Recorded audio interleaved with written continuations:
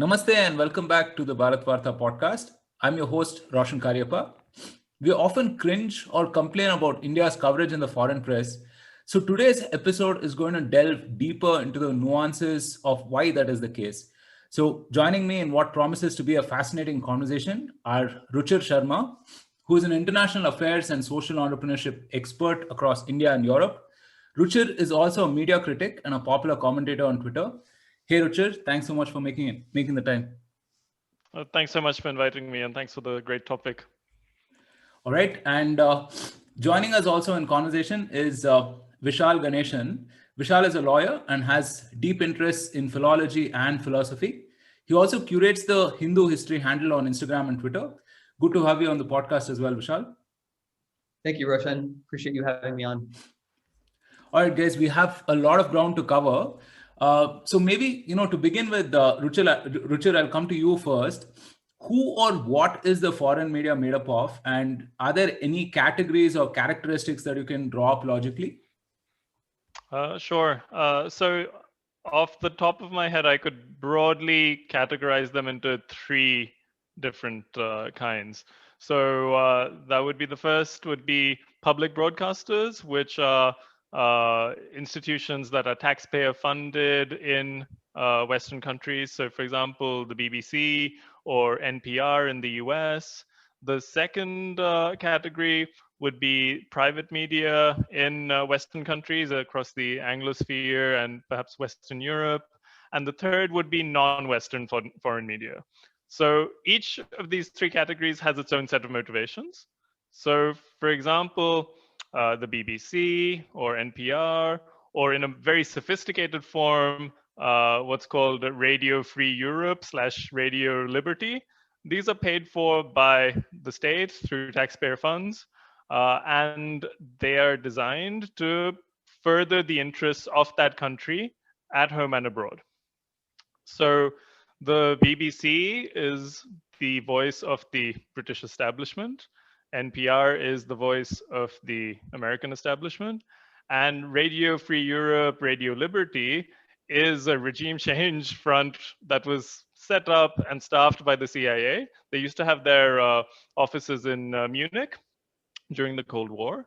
And the idea there was to entice intellectuals, artists, journalists, authors from Eastern European countries, so from East Germany, from Hungary, from Czechoslovakia, from the Soviet Union, and then bring them over to the West as these dissident intellectuals, and then weaponize them against their former country. So then they would be employed as the narrative setters, as editors, as journalists, as translators, setting how news was presented, of these countries of the East in the West, and also sending out propaganda with a native face that was designed to foment dissent in their home countries. The second version is the second category is the private sector in the media. These are businesses. There's only one responsibility that a business has in a capitalist mode of production, and that is to maximize stakeholder value. And the stakeholders for a modern newspaper or TV channel are not just the people who own the company. It can also be their patrons, their political patrons. And it's generally seen in their business interest to cooperate with the intelligence agencies of their country and the foreign policy wings of their establishment in order to A, get access to information from them, and B, to lubricate the wheels of journalism. And that's why you never see the New York Times or the Washington Post challenging certain core aspects of American foreign policy. They will never out and out say regime change is bad. They'll never challenge American exceptionalism that, America is special and has the right to intervene anywhere in the world. Maybe they'll say, oh, put a more human face on it, do it for humanitarian reasons, but they always support what the Pentagon wants. And then finally, you have the third category, which is non-Western media outlets, and that's RT from Russia, Al Jazeera from Qatar, TRT from Turkey, NHK from Japan. And these are attempts by the state in these countries to counter the kind of propagandized coverage that they face from the Western press, be it the state press or the private media there. Right. So just a quick follow-up on that. What do you make of the attitudes of each of these three classes of media towards India? So the first one, is a reflection of what they see other countries as. And so the BBC, for example, is infamous for coverage that is hostile to India and to Indian interests, because it's not designed to please us. We're not the audience. So Indian citizens are not the audience of the BBC. We're not the stakeholders either. It's not our taxpayer money that goes into funding it. It's a vehicle for promoting British interests in the rest of the world. And British interests, as a former superpower, as a member of the Permanent Five in the UN Security Council, as a former and current colonizer nation, are almost never aligned with those of its foreign colonies, especially one like India, which has had a very acrimonious relationship with Britain during and after colonialism. So, of course, they look for negative stories around India. If you search for India on the BBC website or in their newspaper, they specifically curate stories that are negative. They're not interested in positive stories, because what does that gain them? There's no feel-good factor. It doesn't make their audience happy. It doesn't make the government happy. It doesn't make anyone happy.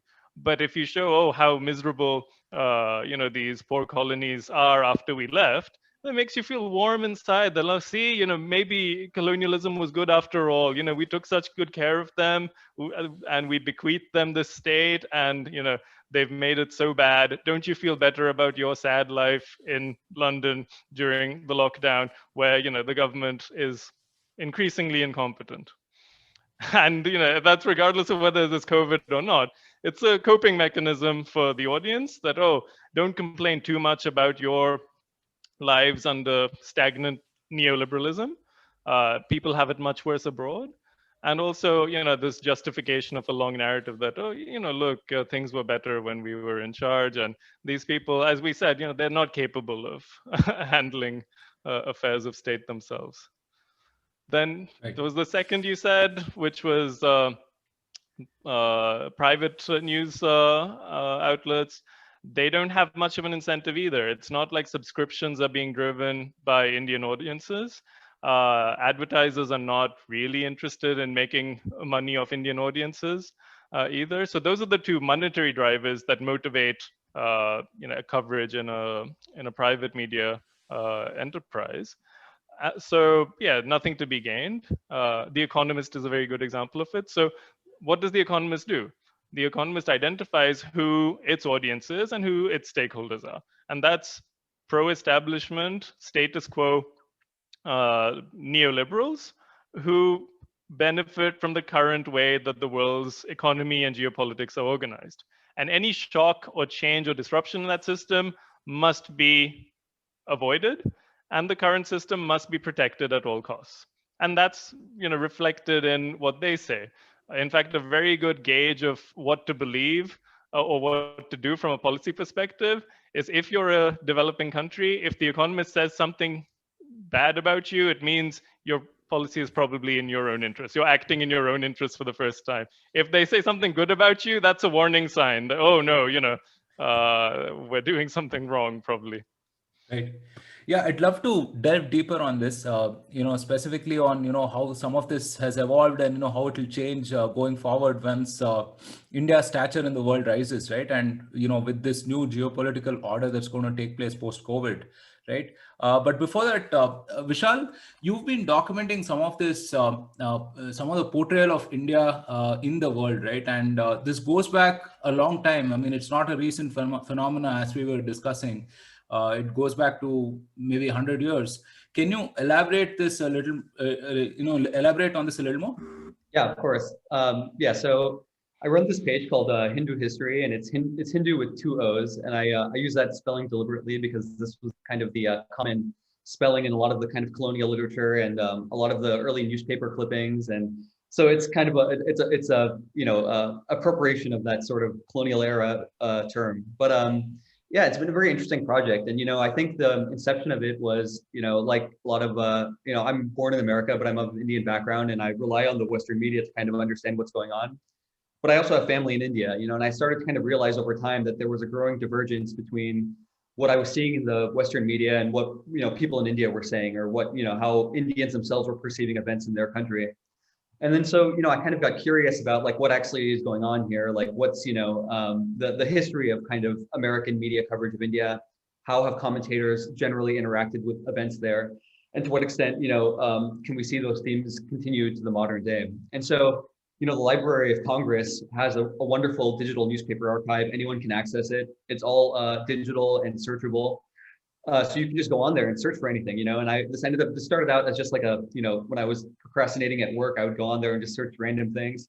But then I eventually kind of came across this theme of, looking up newspaper clips specifically relating to Hinduism, to India, just to see what I could find. And it's been a very enlightening project so far. It's still a work in progress, but for sure, like, I'm also highly indebted to, there's a scholar here, a scholar of religion named Michael Altman, and he wrote this book called Heathen, Hindu. And it's specifically about the kind of American conception of the Hindu and of Hinduism in America, beginning from the 18th century. And, that really provided kind of an intellectual framework for me to fit all these newspaper clips I was finding. And what you see is that, India and Hinduism arrived in America long before Indians did. I mean, the traditional narrative is like, it's all kind of a black box. Swami Vivekananda comes to America for the World Parliament of Religions. It's this big deal. And all of a sudden, this is kind of like the traditional starting point of Hinduism in America. You have Vivekananda, then you have the Vedanta Society, and then you kind of have this progression through the 20th century. And then you have, obviously Indian immigration, right? So you have labor, a lot of Indian immigrant labor coming in the early 20th century. Then you have the, 1965 is kind of the landmark reform that allows high-skilled immigration to come in. So this is kind of the traditional narrative. And what I found is that newspapers were filled with coverage of India and Hindus before any of this happened. So Swami Vivekananda, when he was coming to the World Parliament, was rebutting, 100 years of attitudes and preconceived notions that Americans already had based on this newspaper coverage. And, intellectually, I think you have to, in order to understand these themes, understand what the kind of background is, you have to understand, this history of religion, right? I mean, a lot of this is based on kind of Enlightenment understanding of religion, which, America, a very Protestant country, and that intellectual thread runs very deep through American history. And so if you look, very early on, you had American scholars of comparative religion like Hannah Adams and Joseph Priestley, who, once the, Orientalist society in India started kind of releasing these Sanskrit texts, they found these texts and started trying to fit them into kind of their system of religion.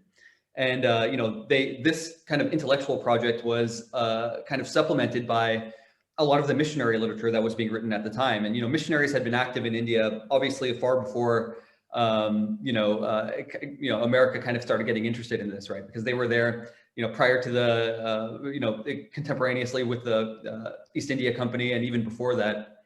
So you kind of had a combination of, this Protestant scholars of religion in America trying to understand how Hinduism fit into their kind of system of religion.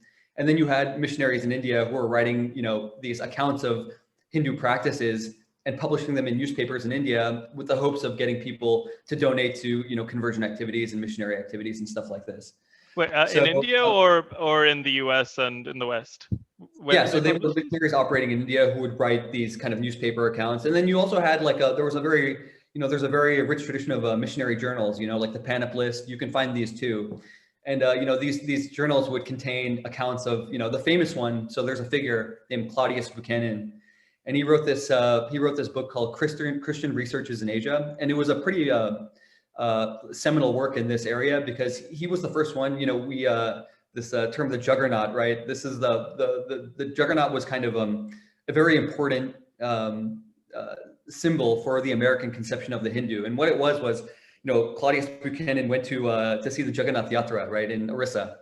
And he kind of wrote this account of it, and it was, you read it now and it's like the scene from Temple of Doom where it's like just like, human sacrifice, like devil worship, it's like really just the greatest hits of, what is unchristian behavior. And, he wrote this account of the Juggernaut, and, this was kind of disseminated throughout churches in America. It was published in missionary journals, and the Juggernaut kind of became a very prominent symbol of what Hindu belief was, what Hindu religion was. And, it remained kind of like the dominant theme in the American imagination about India for decades, if not centuries. So, these early attitudes were very persistent, and you kind of see them, they do develop over time. And, one of the interesting things about the Hindu History Project is seeing, as, you kind of have this one stream of thought, but then on the other hand, America had a very commercial relationship with India too, like they were importing goods from India. And then, they were also, getting access to all these philosophical texts, like obviously we've heard of the Transcendentalists and Thoreau and Emerson. And so there's a very interesting kind of dynamic between, on the one hand, you had especially like elite New Englanders, Unitarians, who saw in Hindu spiritual texts, a lot of wisdom and, a lot of spiritual knowledge. But on the other hand, you had this kind of demonization of the popular religious practice. And you see this play out in the press, over time. And so it's a pretty interesting dynamic to see. And, you can kind of trace how those develop over time. Right. So would you say some of those things are still relevant today? I mean, I get it that there might be a fundamental misunderstanding of, of our faiths, of our rituals and practices and so on. But is there sort of a deliberate attempt to sort of distort any of these things or present them in a very skewed manner, in your opinion? I don't know. I mean, I try not to ascribe intent to, because I don't think that people are thinking like, oh, like this is, we have to deliberately, misconstrue or, just focus on the bad. But I think that there's definitely, and something we don't talk about, as diaspora Indians, is like, there are preconceived attitudes among Americans, among Christians in America about Hindus and Hinduism. And, like Ruchir said, the newspapers and journalists have stakeholders, right? And those stakeholders can sometimes be interest groups, but they are also just readers, right? And kind of catering to the preconceived attitudes that readers have about the subject matter. And so I do think that there is a sort of, rather than thinking about, like, I think it's often a mistake I think people make to try and say like, oh, these journalists are, motivated by personal, anti-Hindu prejudice or something. Like that might not be the case. It's just that these are the attitudes that people have, and they've been there for so long, and I think they just haven't had access to kind of alternative points of view, right? So these are entrenched attitudes that have developed over a long period of time that you have to try and counter by, offering a different perspective, is what I'd say. Right. Yeah, they exist in a certain incentive structure where there's a hegemonic dominant narrative, and they don't gain anything by challenging it, whether it's at an intellectual level or among the readers. They're here to produce what makes money or makes, their bosses happy. So, it's pure self-interest. It's malicious at a broader societal level where that's been ingrained into being the default setting. But within it, individuals are acting in their self-interest according to the incentives they have in front of them. Absolutely. And I think another point, and Michael Altman makes this point in his book too, is that, when early Americans were talking about India and Hinduism, they really weren't talking about India and Hinduism, right? Like they were talking about themselves. And I think this is a very prominent theme that comes through when you look at the history, is that, the Hinduism in India got pulled into a debate in America that was happening between Unitarians and Trinitarians, right? Like Unitarians and Trinitarians were basically two different theological denominations in Christianity, right? This idea of like whether there is just this kind of one, formless God versus like this, traditional kind of Trinitarian view of Father, Son, and the Holy Ghost, and this is kind of a constant conflict in American religious history between, the Protestant and the Catholic visions of Christian belief. And, and even for a lot of the missionaries who are writing back to America, like their target really wasn't Hinduism per se, it was really Catholicism. And in Hinduism, they saw this sort of, the evidence of the dangers of the Catholic belief, because they saw Catholicism as also another form of polytheism or, pagan religion. And so it comes through very clearly when you read. Actually, there's a wonderful. So I posted this on the Hindu History account. You can find it. But there's a wonderful comic that was published in Harper's Magazine, Harper's Weekly. I think it was. I'm forgetting the exact date. I think it was like 1870, maybe.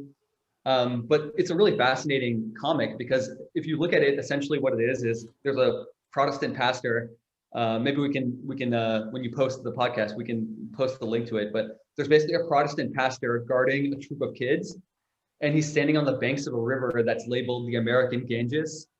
And then in the background, there's a picture of the Vatican.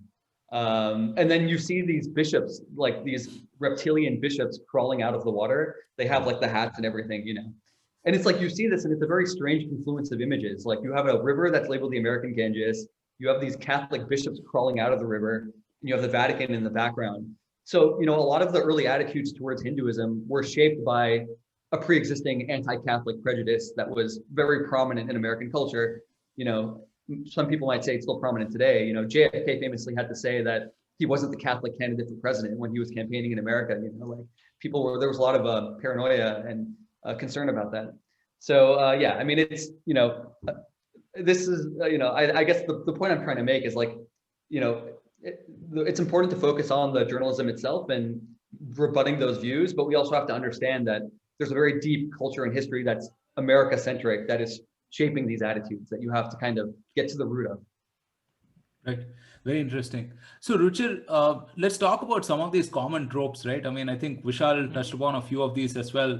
Now you have this whole caste angle, right? So any story in India has to have a caste narrative to it, or let's say a minority narrative or religious angle, whatever it is, right? So could you elaborate, talk about a few of these tropes, common used in the media? Sure.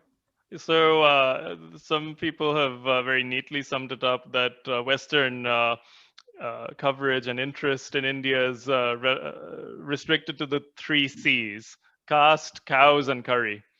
So that's the angle they look for, because they've been taught that, India is this very poor, very unequal country. It's defined by all of these aberrations from normal society, that, they have a caste system which is unique in history, whereas many countries have had a caste system. Many countries still have a class system, which is almost indistinguishable from a caste system. If you reverse the gaze, they look at, they worship cows, they worship idols, they are so oriental. Then the curry aspect, if there's something positive to write about India, then it's about something neutral, like food, which can be appropriated and enjoyed by anyone without any of the cultural baggage of this regressive and oriental country. So that's something that has been a theme for a long time, that to reduce the society and culture of any weak power, any defeated or colonized community, to its worst forms, in order to brutalize them, to prevent them from defining themselves. Right. So do you see that as a common aspect between other colonies of, the West as well? Or do you think that's a uniquely Indian phenomena, how this is portrayed? I mean, I'd be curious to understand if, like, for example, Indonesia or, elsewhere is portrayed in similar light. I would say that it's almost universal from Western countries towards non-Western countries, or the global South is the preferred term. So countries that were formerly colonized: Latin America, Africa, Asia. Generally, the tone and gaze used in Western coverage of these countries is very either patronizing or quite hostile. So, for example, in the last year itself, we've seen around COVID, there has been bewilderment among Western journalists and Western experts and newspapers and channels that why aren't more people in Africa dying? they almost say that out loud. They of course wrap it up in more neutral language, but basically it comes down to how can these poor, unequal, authoritarian, illiberal, dysfunctional countries be doing better than us on anything. When we have 10,000 cases a day, when we have 500 deaths per week, why aren't they dying in bigger numbers? Because that's their comfort. They use stories from Latin America and Africa and Asia, negative stories, in order to manufacture consent for the establishment at home, that, oh, stop complaining so much, we're quite all right compared to these other countries. They can't use that with COVID. So then they start complaining because this is a new and confusing situation for them. Right. So that's been a great example of it. And you've seen pushback from journalists and intellectuals in Africa, for example, that, oh, sorry that we're not dying in high enough numbers. Sorry that you think that we must be hiding statistics because, deaths don't matter in our culture because our people are just dying like flies anyway. Who's even noticing? These are the attitudes that are being betrayed by Western media and their correspondents. Now, what's unique to India is that there's a much larger uh, number, or let's say substratum of society, that is willing to amplify these messages.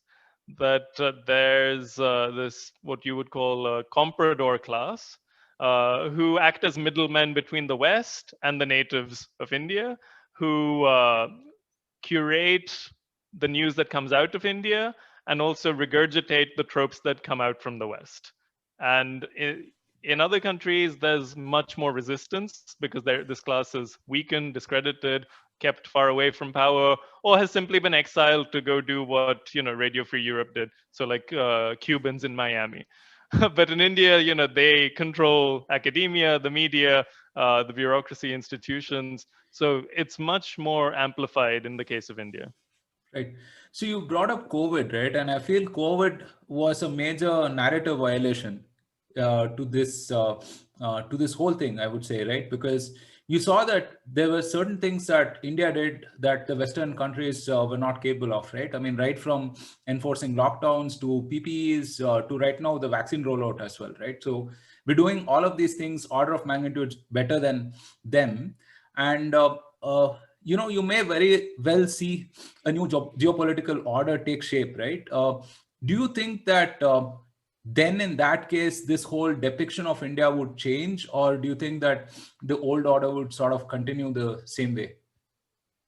It's not going to change. The old order seeks to maintain, and if it can't maintain, restore the original setting, the status quo in which they were dominant. And that's completely in their self-interest. Of course they will. That if you're a superpower, you're not interested in sharing your hard accumulated geopolitical economic clout with some new countries that think that they're your equals. You do everything in your power to prevent that.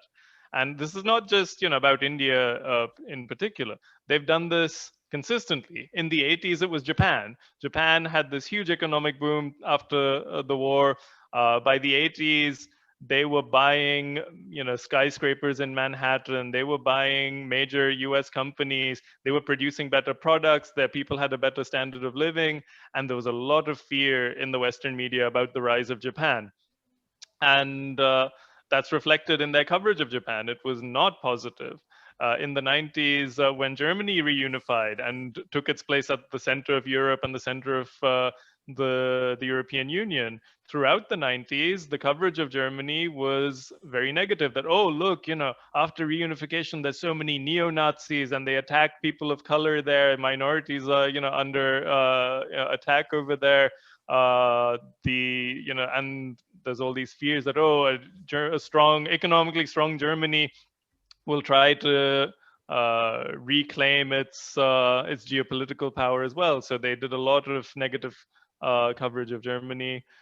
In the 2000s, it switched to China and Russia, who were both consolidating their political power. So China, after the reforms of Deng Xiaoping, in the 90s, 2000s was building a lot of economic growth and projecting its power more and more. And that's hard power and soft power. I think the crescendo was around the Beijing Olympics. Beijing Olympics 2008, that was open season for any anti-China coverage. You didn't want to talk about Beijing, and its achievement in hosting the Olympics. You wanted to talk about smog.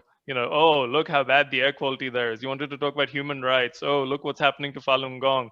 You wanted to talk about, Hong Kong has been handed over to China. This is a insidious plot to turn Hong Kong communist. And all of these countries, Russia was the other one, when Putin undid the damage of Yeltsin that was inflicted in the 90s when Russia was a client state. Putin was turned into this, big supervillain who's, running the spider's web of everything bad that happens in the world is clearly, him. And the best way to deal with that is to ignore it. It doesn't have an impact on your day-to-day policy decisions. And in fact, this negative coverage means you're probably doing something right because you are acting in your own country's self-interest and not in the interest of other countries.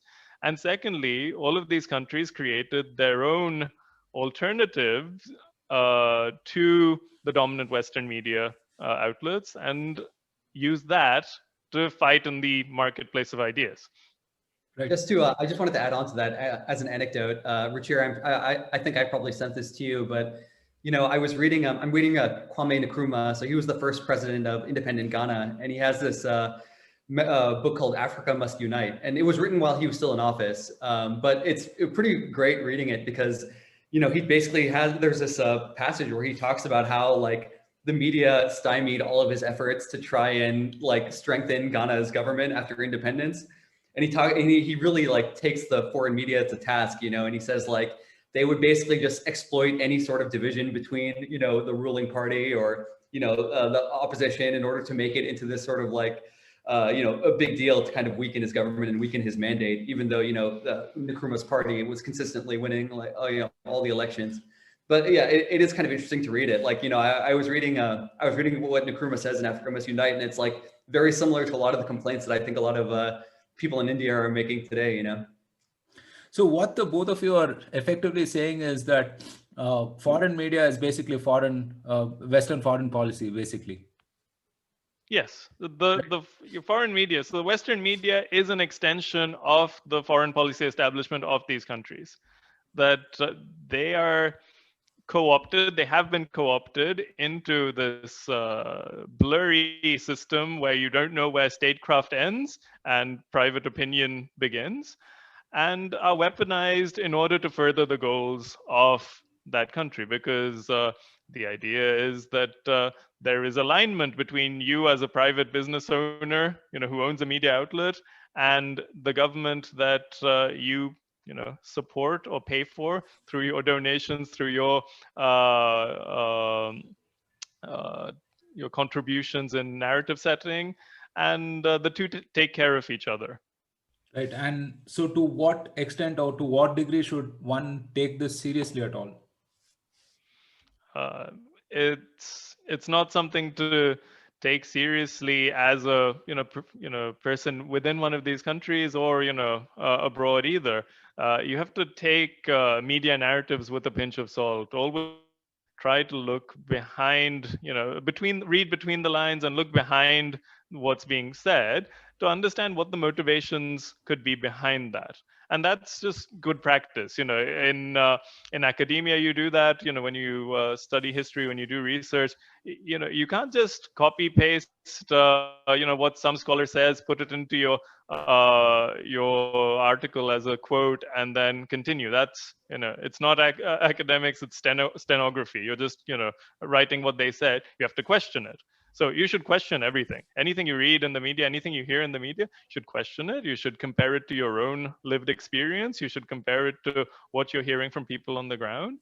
Because if you look at foreign correspondents who are sent to India or sent to Africa or sent to Latin America, do you think the correspondent sent over by the New York Times or by the Guardian or the Washington Post from these countries spent any time learning local languages? No, they think, oh, India's an English-speaking country. I'll just send, someone from the Asia desk over for a few years. They'll spend 3, 4, 5 years there. We already have a nice little black book of contacts for them. They'll meet, other English speakers in, diplomatic receptions in New Delhi, and those are all the sources you need. Why would you trust, ordinary citizens when you have these reliable, westernized native agents who are just like you and who say the right things and know what's expected of them?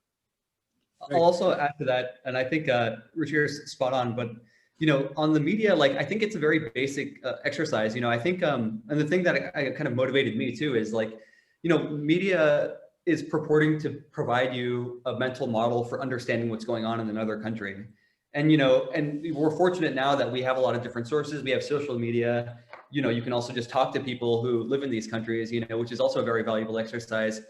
But, at a certain point, you start to understand that, like, the mental model that they're providing you is departing from the reality more and more, right? I mean, a very, very basic example, right? Like, regardless of where you stand on the Modi government, it seems to me that, like, the kind of narrative model that we've seen in the Western press is just totally failing to explain why people are voting for the BJP. Like this, the sort of standard kind of, decline of secularism, fascism, whatever. Like, at the end of the day, this is a government that is, won a majority, came back with a bigger majority, and the prime minister has like an 80% approval rating. Like, it doesn't matter to me, like, if you support him or not, but you want to understand why that's the case. Like, and that to me is, like, the role of an honest media is, to try and explain what's going on.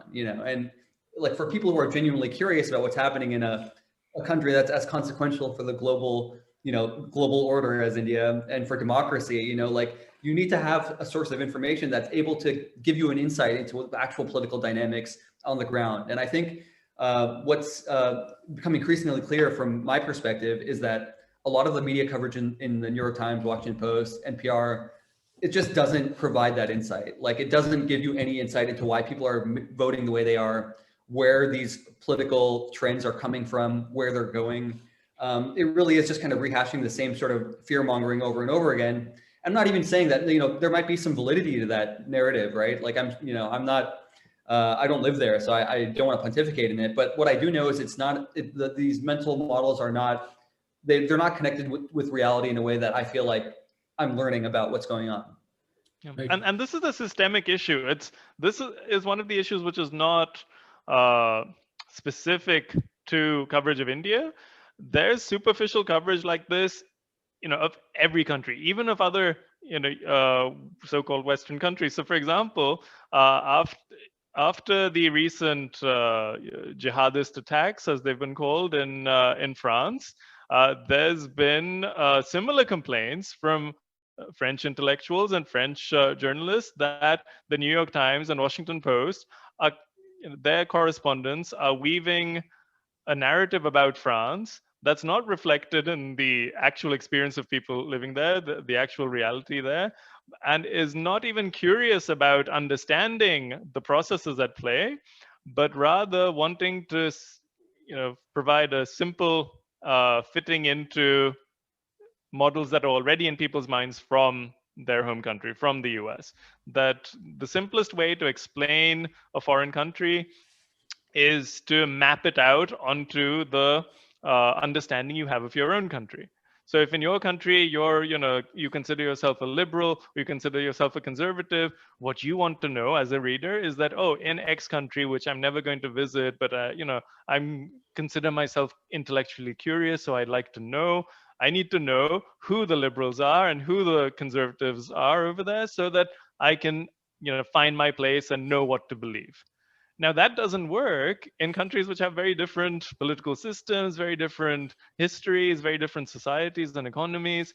And that's reflected that instead of trying to understand and then share this understanding with the readers, the idea is to just deliver them something that they can understand based on what their pre-existing notions are of domestic and international politics.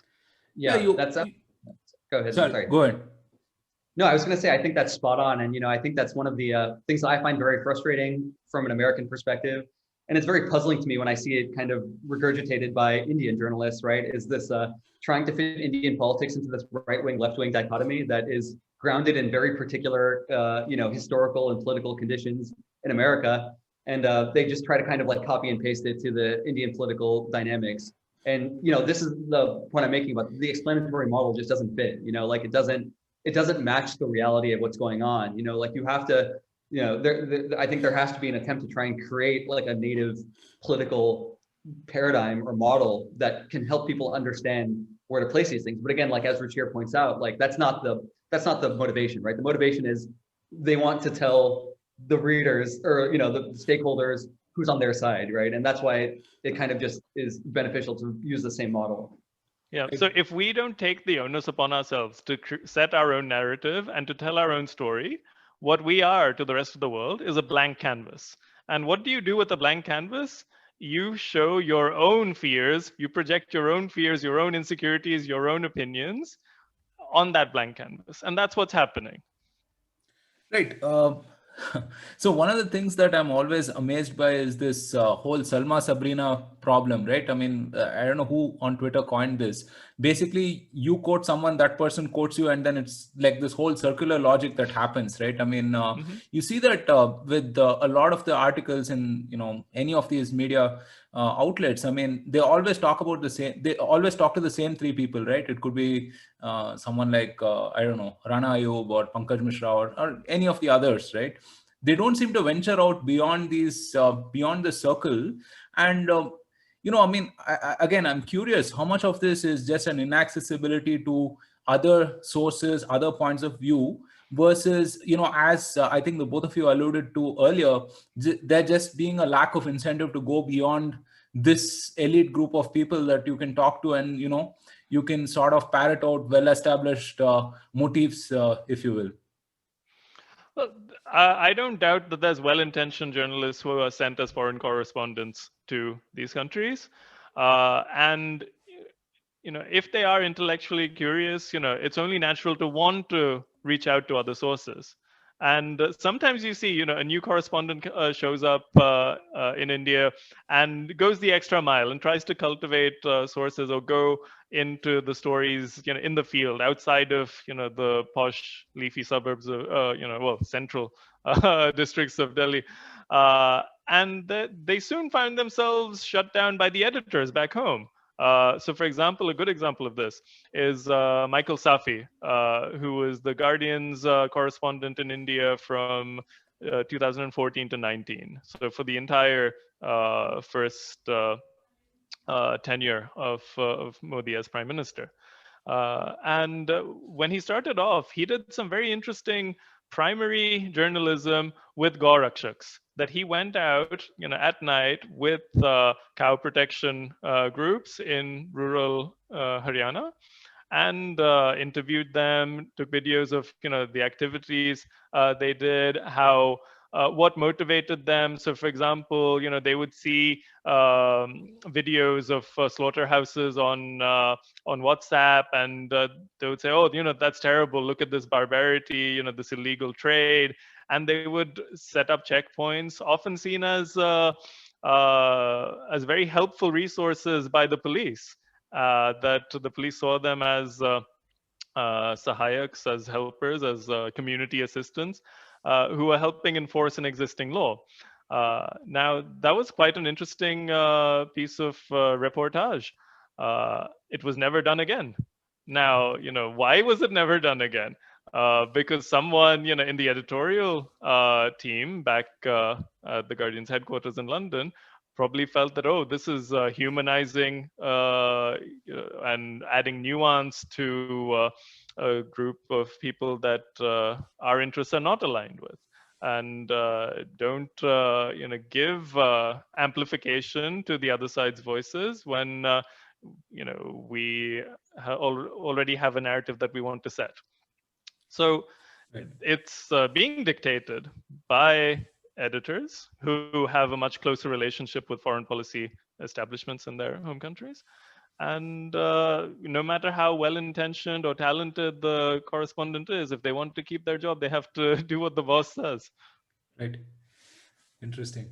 So, through the course of this discussion, we've also made it infinitely clear that this is not a recent phenomena, but surely the last 7 years has seen like an exacerbation of this, right? I mean, or it could be some kind of recency bias, but I just feel that the kind of headlines that we're seeing right now are so far away from reality, and I think Ruchir, you mentioned Prime Minister Modi earlier, right?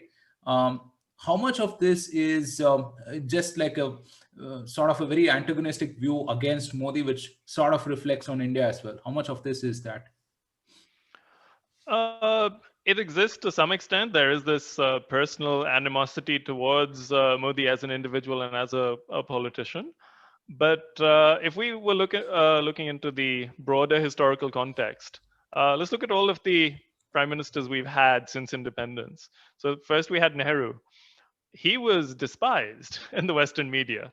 They they really hated him. If there was one international leader who was treated with complete revulsion among Western media, it was Nehru. And in particular, his diplomats at the UN, there were cartoons in the New York Times showing them like snakes. That oh, these are venomous vipers who talk about the third world, who talk about non-alignment, but we know they're all Soviet stooges. And meanwhile, the Soviet Union hated him as well, saying that, oh, this guy is just a bourgeois imperialist. He didn't even get India real freedom. He gave them fake independence and built this, Brown Sahib state which kept colonial police, colonial judiciary, colonial bureaucracy, and now just pretends to be kinder while having the same sadistic tools of imperialism. So, he was quite disliked on the international level. And then that was followed by Lal Bahadur Shastri, who, was seen as, uh, this leader of this poor country. There's such a famine going on there, and they're at war, and such such a sad fate for a country that got independence less than 2 decades ago. So it was very negative and patronizing. That was followed by Indira Gandhi, who the US foreign policy establishment and the media were very hostile to.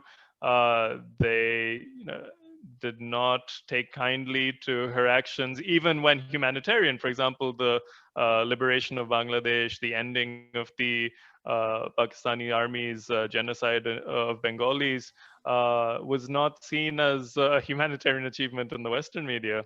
And consistently, uh, no matter whether an Indian prime minister is left wing or right wing, uh, no matter what their actual policies are, India is not seen as a country that has shared interests or values with the core of the West.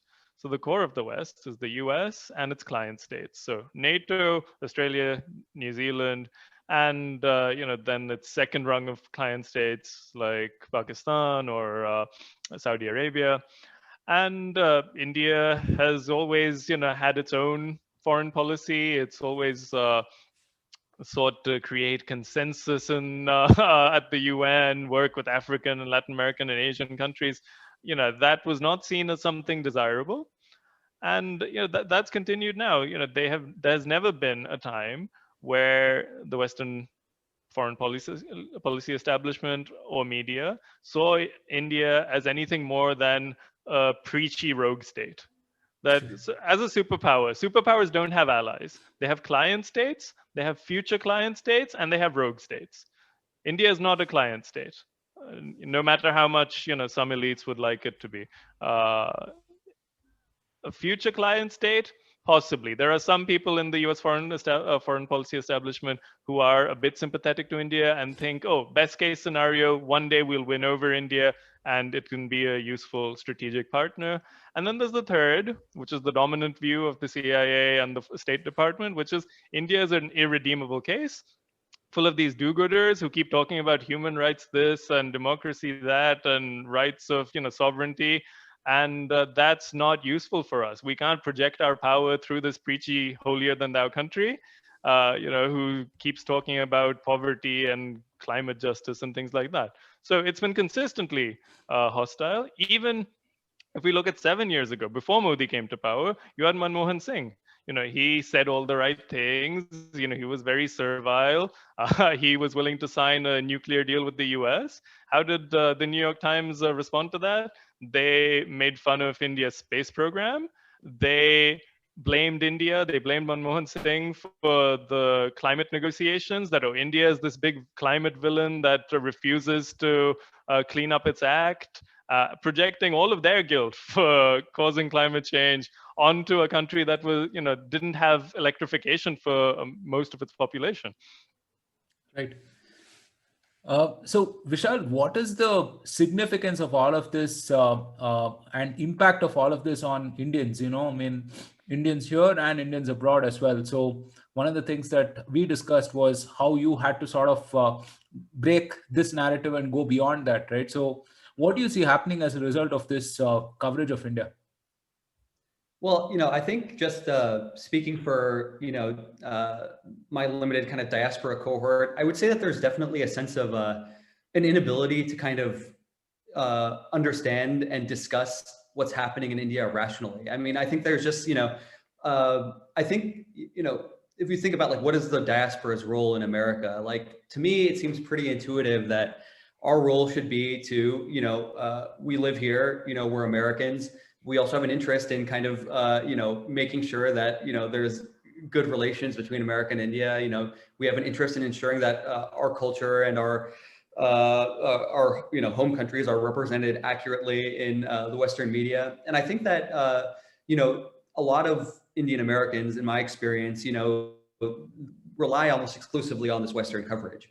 And this kind of renders them unable to understand what's going on back in India, and I think that is harmful for a lot of reasons. I mean, I think it really does stultify the discourse, it's the South Asian consensus is how I refer to it. And I think it's just been, rendered totally, superficial, and it's a very kind of shallow level of analysis of what's going on. And, I think that's a problem for a lot of reasons because, if you can't understand, I mean, and this I think is true irrespective of where you kind of are politically, because my view is that, you can't impact anything, you can't kind of make any sort of progress, however you, view that, whether it's anti-BJP or pro-BJP, like you're not gonna have any impact intellectually if you're not engaging with the ground, with the reality, like if you're not engaging with the actual facts on the ground, if you're not trying to get through like the narrative clutter and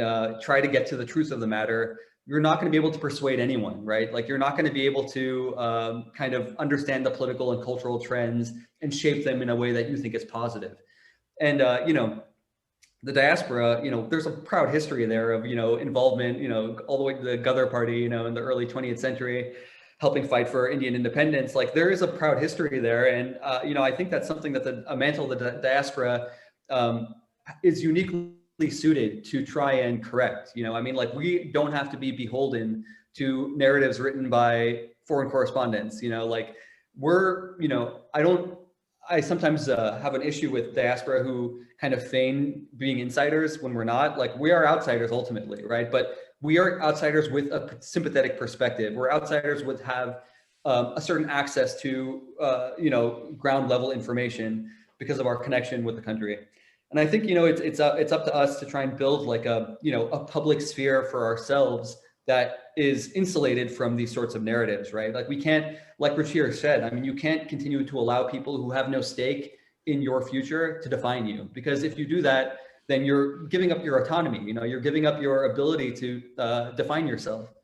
And so, I think that, I think social media is been a boon in this regard. Like, despite all of the flaws of social media and, obviously a lot of false information on there, I think that kind of getting access to other sources of information has been very helpful for the diaspora, just because we're able to kind of scrutinize these articles a little bit more closely, because fundamentally, I mean, it's and something that is so basic that we just kind of forget sometimes is that like Indian culture is very different from American culture. You know, like these are not like, you know, I think there's a kind of a false impression created in the dominant kind of media narratives that, like, you know, because it is you know, kind of dominated by a lot of anglicized elites in India, and also, you know, diaspora elites in America, who are culturally very assimilated into the sort of, like, you know, a larger liberal cosmopolitan society, but they're not representative of actual Indians. I mean, India is a massive country. It's 1 billion people, you know, over 1 billion people, and, you know, massively diverse, you know, linguistically, religiously, ethnically, and you know, it's just the narratives that we're getting are just not capturing the reality, I think, at all. And so I think it's important, you know, I think that what we've seen is a stultification of the discourse in the diaspora, a kind of inability to rationally analyze what's happening, and to try and, you know, create a discourse that is grounded in reality and also able to actually persuade people, if that's your goal. You know, so I think that's my, you know, that's kind of been my experience. And I'm hoping that, you know, as more people come to terms with this, they'll be willing to kind of focus more on the ground reality rather than these kind of manufactured narratives that are totally detached from what's going on. Yeah, if one were to, you know, summarize the way the West writes about India today, you know, imagine if there was a Chinese journalist or an Indian journalist or a Russian journalist who went to Washington, D.C.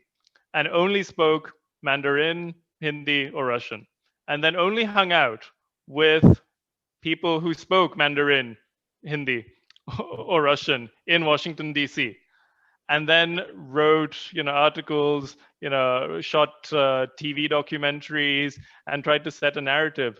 Would people in the US take that seriously?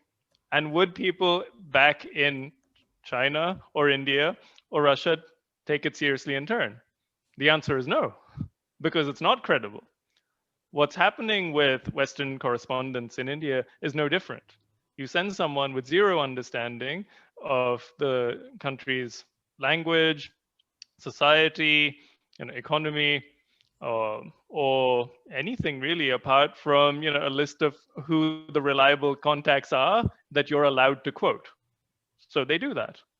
It's as simple as that. That's the incentive structure they have. That's the, you know, environment in which they work. So of course, you know, this isn't some aberration. This is the machine delivering what it promised to its audiences. Yeah, I don't know if you guys are Seinfeld fans, but whenever I see Gettleman, the New York Times bureau chief, I can't help but think of Jay Peterman from Seinfeld.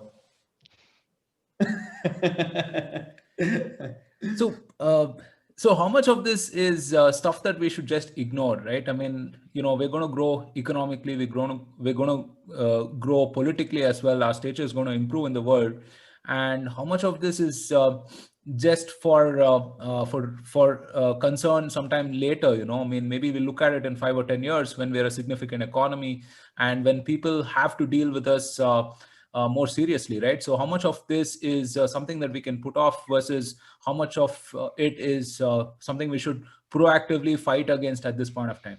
Ruchir? So there was a famous quote from Gandhi, which said, first they ignore you, then they laugh at you, then they fight you, then you win.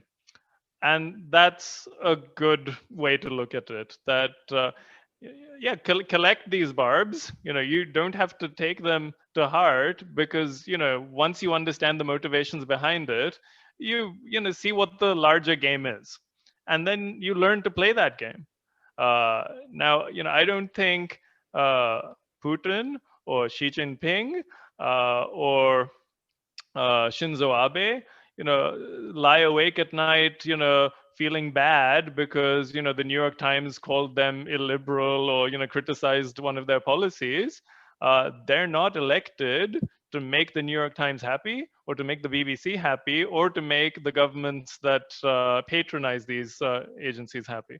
You know, they are elected to fulfill a mandate from their own country's people.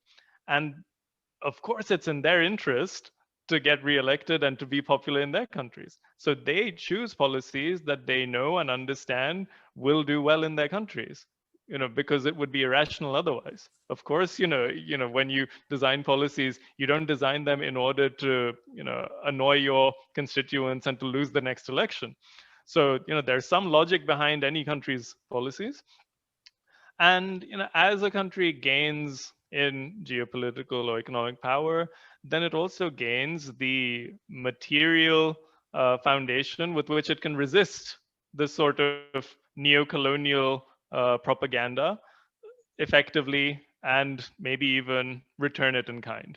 And that's what you've seen with Russia and China, that when they were weak in the 90s, they were ignored as, oh, wow, Russia, what a basket case. Yeltsin, what a wacky guy. He's clearly an alcoholic, but he likes to party with, Bill Clinton, who's also a good old boy. And, they do whatever our IMF and World Bank economists tell them to do, which is to privatize their economy so that we can take it over and sell them Coca-Cola.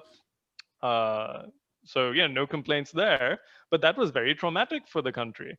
And then, of course, in the 2000s, they voted for someone who would resist that, and who then, as the country stabilized economically, as it regained the geopolitical power it had lost, it also created Sputnik, it created RT, it created its own sophisticated narrative setting platforms. And yeah, the opinions of the New York Times have zero impact on elections or even people's self-worth and perceptions of the country in Russia today. In fact, they laugh at these sort of what they call weaponized immigrants, a few token Russians or, second generation Russians sitting in New York and DC writing about, oh, how it's so terrible in Russia, so authoritarian, so illiberal, with zero understanding of what motivates people on the ground, what motivates voters, and also with zero understanding of what the alternative is. That if you don't have Putin, so leaders and governments are a reflection of society. If you don't have him, let's say you have successful regime change in Russia thanks to all of your weaponized immigrants in the New York Times, inventing these narratives. What happens next? Do you think some magic, pro-Western leader is going to come out of a vacuum and convince, society that, oh, no, actually, this is the way? You already did that in the 90s. It didn't work. Accept it and move on.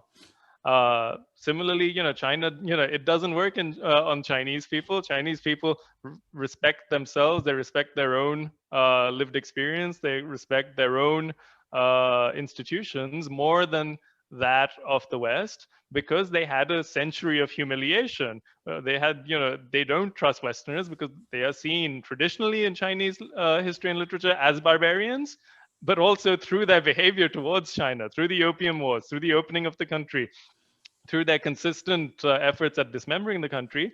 They see that Western media have no credibility, have no aligned interests with them, and are acting in neo-colonial ways in order to undermine the country's resurgence. That if that's a lesson that we could learn in India, then that's the immunization shot that we have from letting other people tell us what to think of ourselves. And there are people who think that India should be run for foreign approval. I'm sorry, those people, if there's 50,000 of these, English speakers in 5 cities who think, oh, it's so terrible that, our image is suffering in the BBC and New York Times, let me tell you something. Your image was always rubbish in the BBC and New York Times. There's nothing you can do to change that. Even if you gave up sovereignty and you became a colony of the US, they will not respect you. They will not treat you as equals. There are countries who have done that. Ukraine, had its big regime change moment and has now become a vassal of the West. Has that improved their quality of life? Has it improved their the way that they're perceived and reported on? No, they're still shown as, oh, this corrupt bunch of Easterners who are incompetent and authoritarian, and we tried so hard to civilize them, but maybe we can give them some foreign aid to overcome the the hole they've dug for themselves.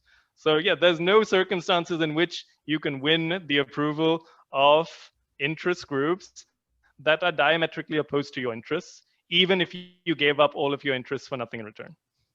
Right. Yeah. I think one of the things, I mean, I've noticed in the diaspora for sure, and I think it's probably reproduced to some extent among English language journalists in India, is, there's the concept of legibility, right? This is a famous,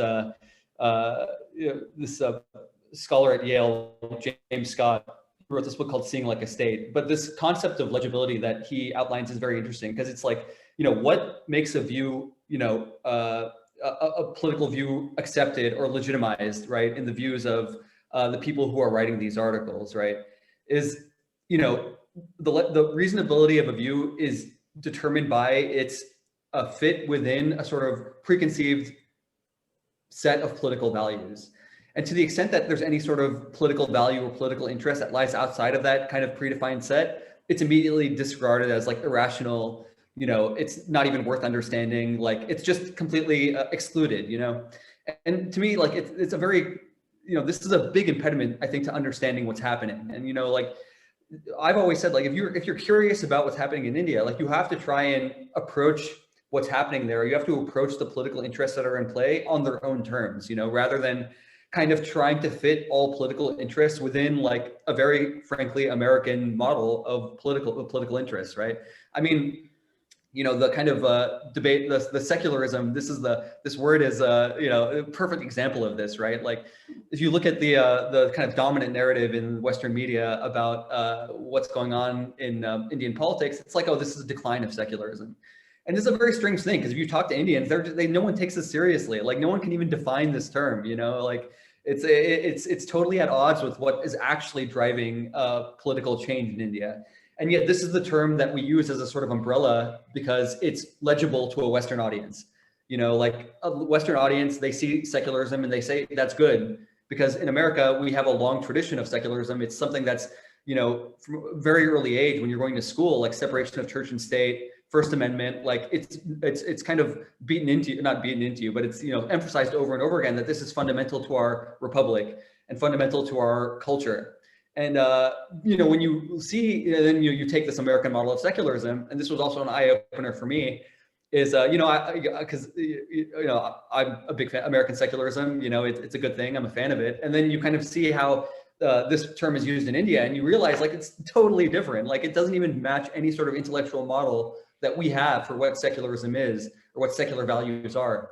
And so, this to me is a kind of it's a telltale that like, oh, like a lot of the discourse in America is not driven by a willingness to understand what's going on or any sort of genuine curiosity, but really it's more like a dog whistle, right? Like it's just like they know that if they talk about declining secularism in America, people will get upset and angry because it's something that we value.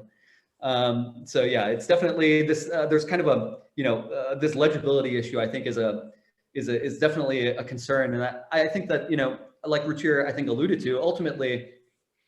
Part of this is also, I think Indians probably care a little bit too much about what the foreign media says. I think this is just I think, this is like the log kya kahenge culture, but taken to like a high degree, right? Is that like, there's a lot of regard for what other people are saying. And I think you have to be careful. Like it's important to kind of take note of it, but you shouldn't let it define, how you see yourselves and how you kind of are running your country. I mean, you have to kind of have confidence in your own values and your own institutions, and if the institutions are not up to par, you have to fix them. That's really what it is.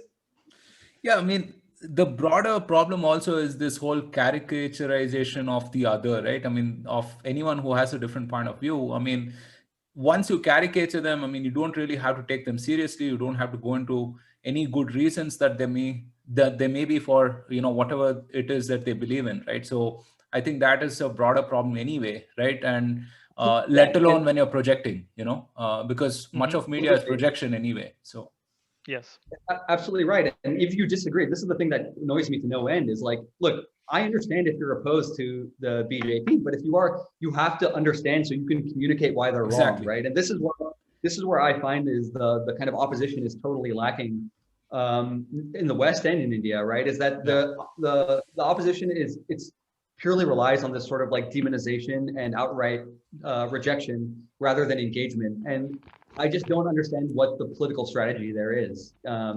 So, I think that it is in the interest of all people who have a genuine regard and concern for India's future to try and understand political dynamics on their own terms and try to kind of divorce themselves from a kind of American model of politics.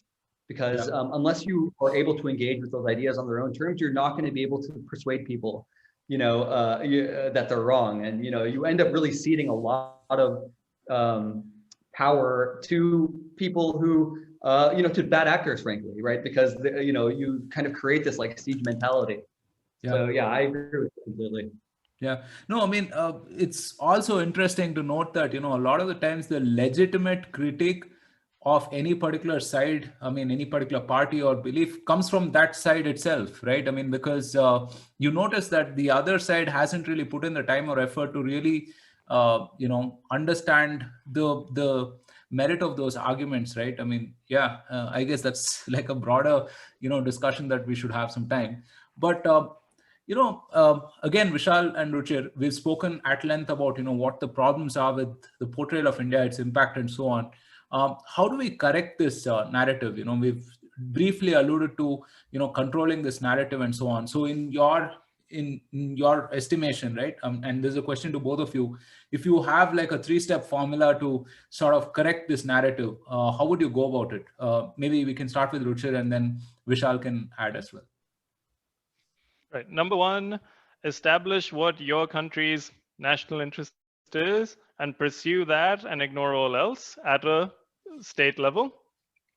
Number two, recognize foreign media coverage for what it is, sophisticated psyops, it's state propaganda that is deployed in order to further their country's, geopolitical and business interests abroad. The third is to learn how to play that game. That if this is the new form of hybrid warfare, if this is the new form of propaganda, then we have a Ministry of Information and Broadcasting, which is just a fancy term for what used to be called the Ministry of Propaganda in other countries. Use it to deploy a global presence of your narrative, that you've established your national self-interest, you've established what values you want to portray to the world, you've established that Western or foreign coverage is discredited. Now you have to fill that vacuum. So you need to take Doordarshan international. You have to promote entrepreneurs. You have to encourage Indian newspapers, Indian TV channels to dream big and go, head to head against these players. And there's plenty of examples of how you do that. So there's RT, there's TRT, Al Jazeera, NHK, and it's not going to be a profitable venture at first. It's a cost sink, but that is one of the prices of running a mature country with well-defined goals and which understands its place in geopolitics and how to defend it and advance its interests. So, if I were to create this hypothetical scenario, so let's say we do none of that, and at the next elections, Rahul Gandhi becomes prime minister. I can assure you, nothing will change in Western coverage of India. No matter how suave he is, no matter how good his English is, India will still be seen as caste, cows, curry, rape, pollution, because fundamentally, the rise of India, be it through poverty alleviation, so socioeconomically, or geopolitically, wanting a place at the UN Security Council, wanting a multipolar world instead of a single superpower, two superpowers, are just so fundamentally opposed to the established interests of the current hegemons, the current dominant countries, that there's nothing we can do to change that. They exist to maintain the status quo, and nothing short of a major disruption, like another world war or a complete economic meltdown of one of the superpowers, will cause a change. Right. So Vishal, extending that, how do we reverse this gaze? I mean, like, I'm just thinking out loud, right? How do we get to a point where we see some human impact stories around the Midwest in America, for example, right? Well, And so on, yeah. you know, in the local papers, for example. Yeah, so I mean, I'll speak, I think, to diaspora since that's kind of my primary audience and that's where I'm located.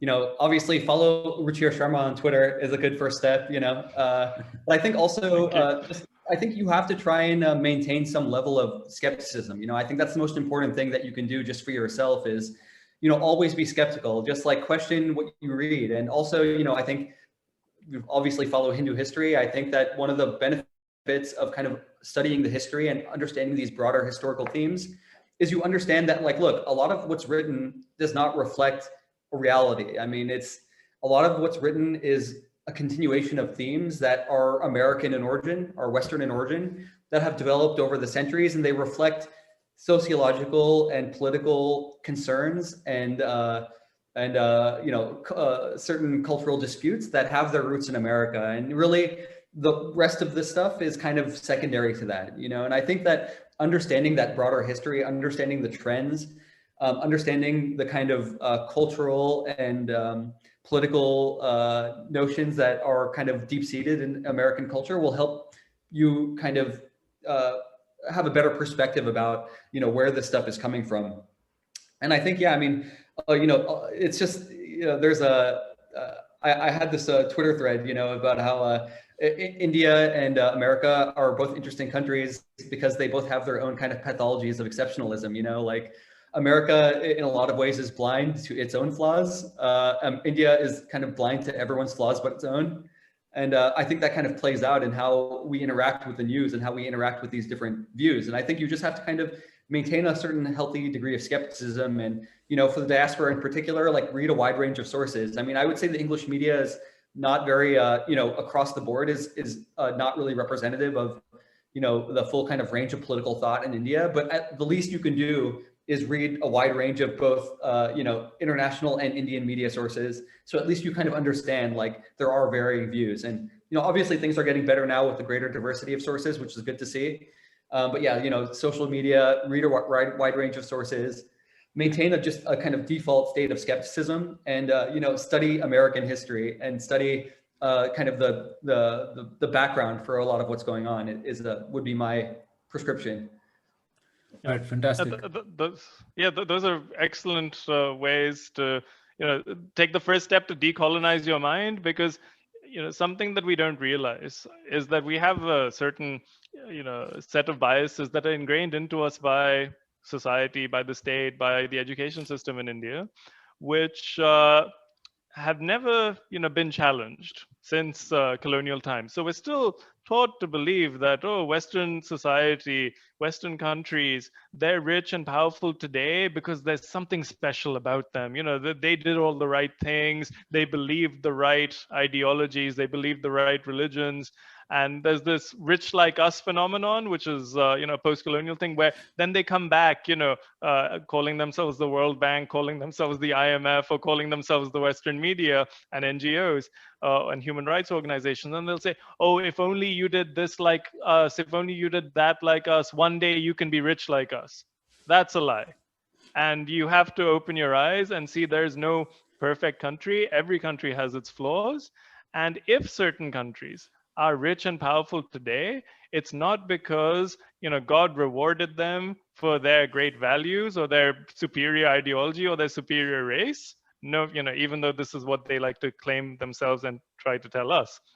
It's because they got rich by pursuing their self-interest above all else. And that included war, that included apartheid, it included slavery, it included colonialism, it included imperialism. And that's how they got rich. Understand how they did that and challenge it. You know, we can't undo what was done, but you can at least stop the further colonization of your mind, of your country, of your society, of your economy, if you open your eyes to this step, that colonialism never ended, it's taken new forms, and it's, you know, quite successful. You know, this is actually a very interesting point that Ruchir makes, and I should have, I wanted to note this because it's actually a very prominent theme in the Hindu history, is that from a very early stage, so if you read a lot of these kind of early missionary reports, if you read like the scholars of comparative religion, like Hannah Adams I mentioned, earlier, they kind of established the base theory, I would say, of the understanding of India and of Hinduism in the American media is this thing called the declension theory. And so it's really interesting because you see that, a lot of the kind of scholars of religion, when they first got access to Sanskrit texts translated by the Orientalists, they were actually genuinely shocked at the sophistication, the philosophical and scientific sophistication of a lot of these texts.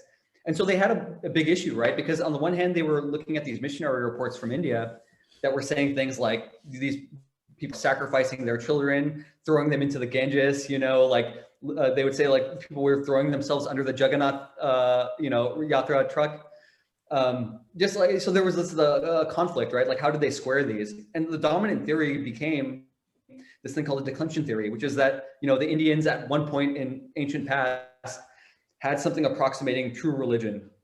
And true religion in the minds of these people is basically Protestant Christianity, right? Like this kind of one formless God, stripped from all, it's like, in accordance with reason, right? Stripped of all the superstition and all the rituals and all this stuff. But then over time, you kind of had this degradation. And so that's how they kind of squared what they saw in these texts with, the alleged, barbarity of the present, is they basically said like India's current state was a product of this kind of religious degradation. And now, like, the current, and if you adopt the kind of like polytheism and heathenry of the Hindus, then your country will also become like this, So this kind of psychological model was intellectual model for religious development was very deeply embedded in the early understanding of India and Hindus by in American culture and in American papers. And it was used in order to warn people about the dangers of, Hindu influence, but also Catholic influence in America. So I think it's a good observation Ruchir makes. Yeah, it's a fascinating point, right? Because at some level, if any of these views that we read about have some element of purchase, it's because our own minds are still colonized, right? I mean, we still believe some element of this, whether it's the caste or, the caste cows and curry trope that, Ruchir spoke about. Vishal and Ruchir, this has been a fascinating conversation. I mean, we've spent time exploring all the nooks and crannies, I feel, of, this coverage of India in the foreign press. A lot of depth, a lot of nuance. Thank you so much for bringing all of these rich insights to the podcast. Really, really appreciate it. Thank you. Thanks so much for inviting us and for these great questions. I think you tapped into something that's very relevant and under-discussed. That these are the realities of the world we live in, and the sooner you see it for what it is, the sooner you can do something about it. Yeah, absolutely. Thank you everyone for joining this Bharatvaarta podcast. If you like the content, then don't forget to share this with your family and friends. Until next time, from all of us here, stay safe, take care, and Jai Hind. Jai Hind. Thank you for tuning in. This podcast was brought to you by the team at Bharatvaarta. If you liked this podcast, then don't forget to share, subscribe, and rate us on your favorite platforms. We're available on Anchor, Apple, Google, Spotify, Stitcher, Breaker, YouTube, and a host of other platforms. We started Bharatvaarta to facilitate long-form discussions on politics, policy, and culture. We don't necessarily endorse anything that was said in this episode. If you do wish to offer us any feedback on the content or anything else, do reach out to us on social media or get in touch with us on our website, www.bharatvaarta.in. The links are in the description below. Thanks again for tuning in. Until next time, stay safe, take care, and Jai Hind.